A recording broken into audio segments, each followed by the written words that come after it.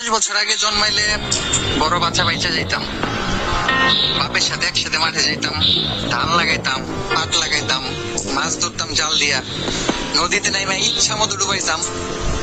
20-22 বছর বয়সে একটা বিয়া করতাম, ঘর হইতো মাটির, বৃষ্টি হইলেই ছুঁয়ে ছুঁয়ে পানি ভরতো ঘরের চাল দিয়া, চালে উঠে সেটা আবার ঠিক করতাম।